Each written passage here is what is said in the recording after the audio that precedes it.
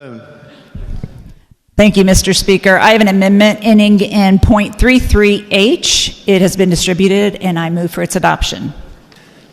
The lady from Boone has moved for the adoption of House Amendment 24. Lady from Boone. It is no surprise to anyone in this body that we have a critical shortage of teachers, and that is going to continue for a while. We know that there's two parts to that solution. There's the part of attracting new teachers to the profession, and then there's also an important part of retaining those teachers. The reason this is so important is because studies show that the #1 indicator in student success in the classroom is having a high-quality teacher in their classroom. We know that there's lots of reasons that we have teachers leaving this profession, and we really need to work to help those solutions, but one of them has to do with salary. And I appreciate what this body has done in the past and what is proposed in this year's budget as well in these areas. One of those is the minimum teacher salary. We're putting a lot of money towards that, but it is impacting a small amount of our teachers. I believe the governor said about 1,000 teachers were able to benefit from that in the last year out of 70,000 teachers across our state. We also are putting money towards Career Ladder, another very noble cause, but the teachers that benefit from this are only teachers that are in a district that chooses to participate and teachers that are willing to do extra work.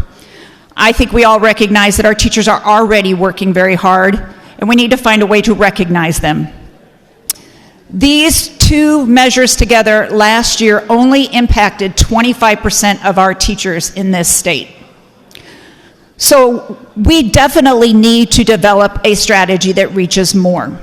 It is in the recommendation in the Blue Ribbon Committee recommendations to do that.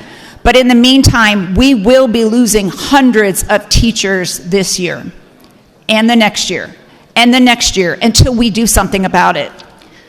This proposal is to give every teacher in this state $5,000.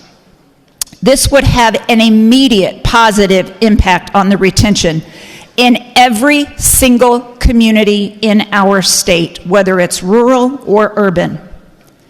A side benefit to this is the way it would stimulate our economy.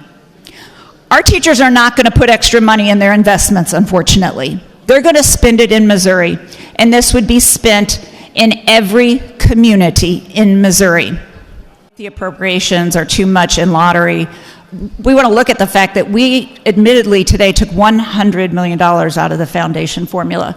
There is money in here for education, and this is the time to do it. And what I keep hearing everyone say is if it doesn't work the way we're planning, we can always fix it in the supplemental. I know many people, when they were campaigning, said that they thought teachers deserved raises. This is the way to do it. It's the right thing to do for our teachers. It's the right thing to do for our communities. It's the right thing to do for our kids. And I hope everyone recognizes how powerful this could be. I renew my motion. The lady from Boone has renewed her motion for the passage of House Amendment 24. All those in favor, say aye. Aye. All those opposed? No. And the noes have it. Further discussion. Gentleman from St. Louis City.